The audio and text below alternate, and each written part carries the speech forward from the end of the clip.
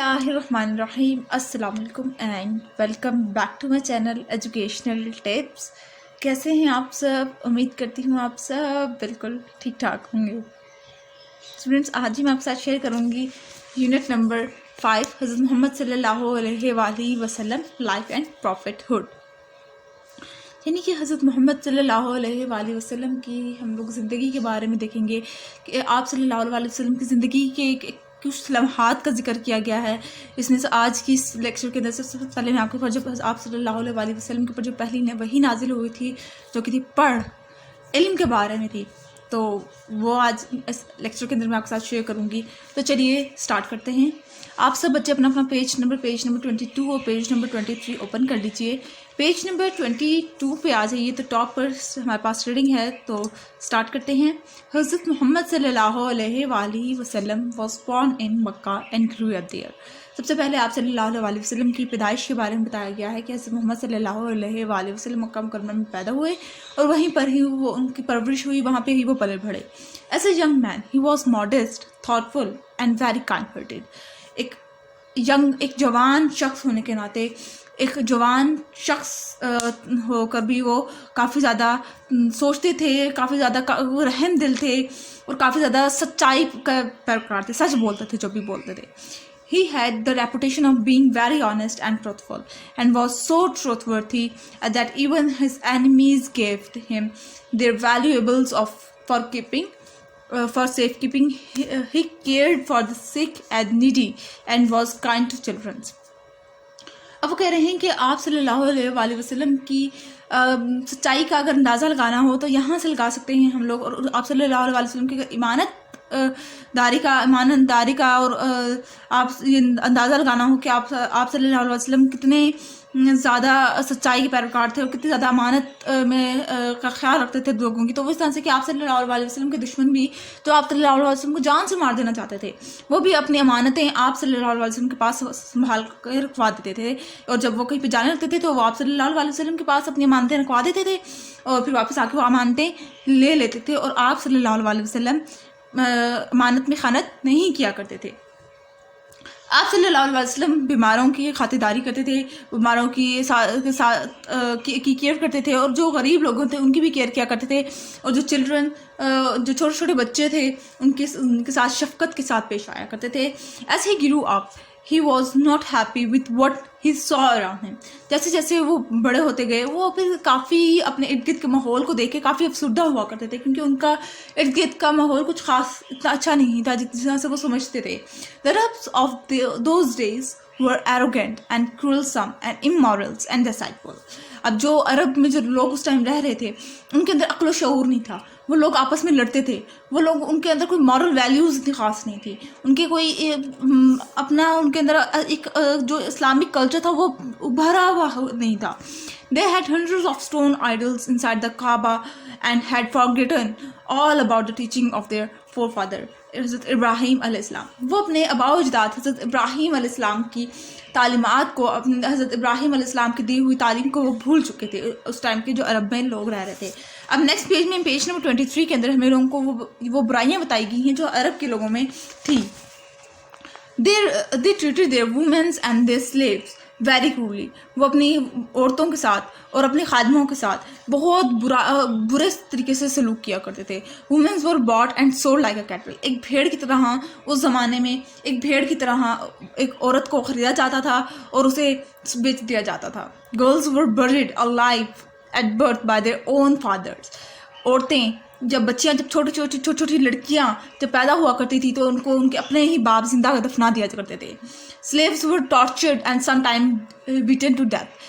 जो उनके खादमे थे उनको इतना मारते थे और इतना ज़्यादा मारते थे कि अक्सर उनकी डेथ भी हो जाया करती थी। दिस थिंग्स डिस्टर्ब हज़रत मोहम्मद सल्लल्लाहु अलैहि वसल्लम अलॉट। अब ये चीज़ें हज़रत मोहम्मद सल्लल्लाहु अलैहि वसल्लम को काफ़ी डिस्टर्ब करती थी कि ये क्या हो रहा है मेरे इर्द गिर्द। He was unhappy to see the state of these people. वो फिर काफ़ी नाखुश हुआ करते थे लोगों की ये हालत देख कर।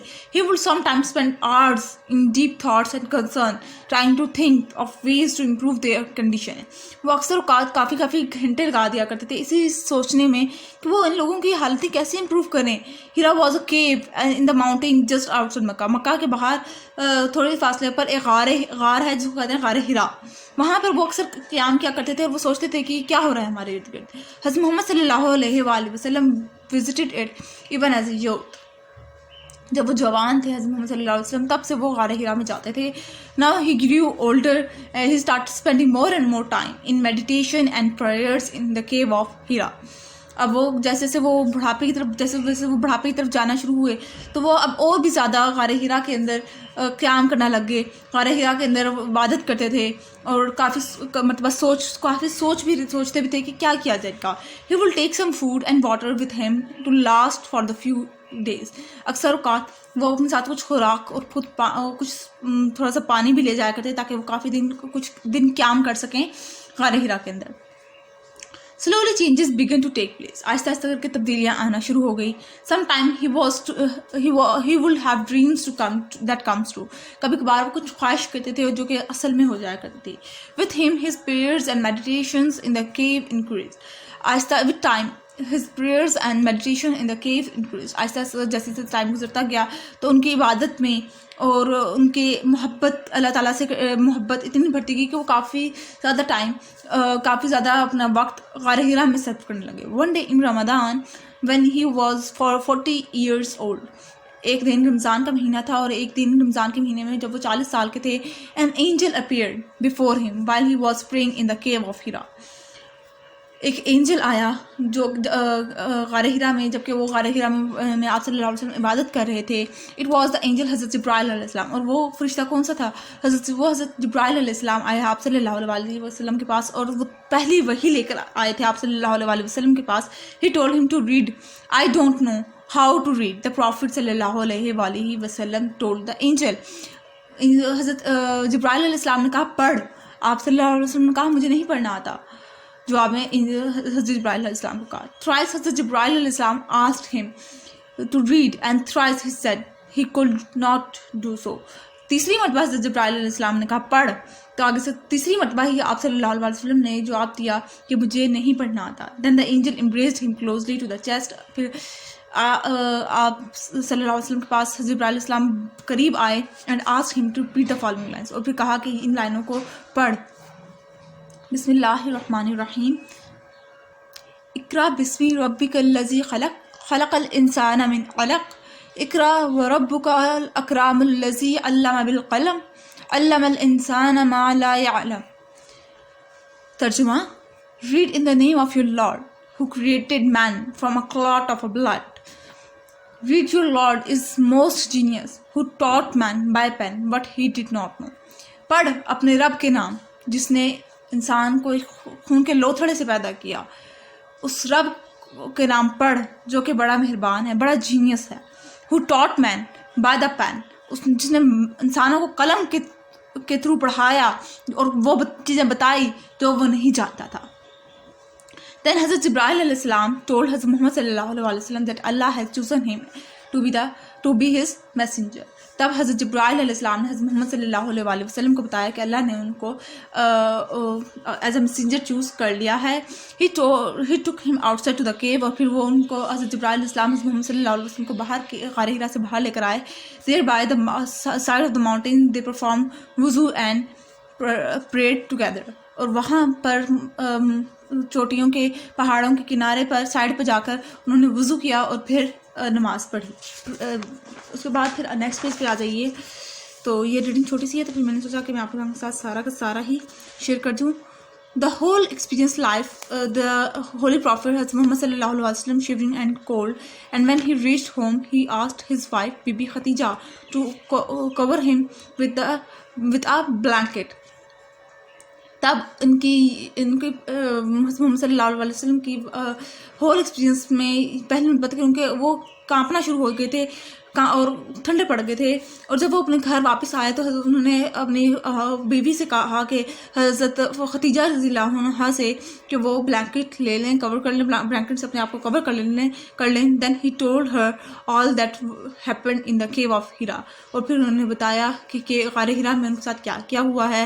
جس طرح سے ان کے اوپر پہلی وحی نازل ہوئی ہے. حضرت ختیجہ رضی اللہ عنہا comforted him and said Allah will never desert you. اللہ پھر حضرت ختیجہ رضی اللہ عنہا نے کہا آپ صلی اللہ علیہ وسلم سے کبھی مایوس نہیں کرے گا. You look after your relatives, آپ اپنے رشتہ داروں کا خیال رکھتے ہیں. You are kind to the needy and the poor, آپ پورا جو غریب غربا ہیں ان کا خیال رکھتے تھے. آپ ہاسپٹیبل, آپ مہمان نواز ہیں.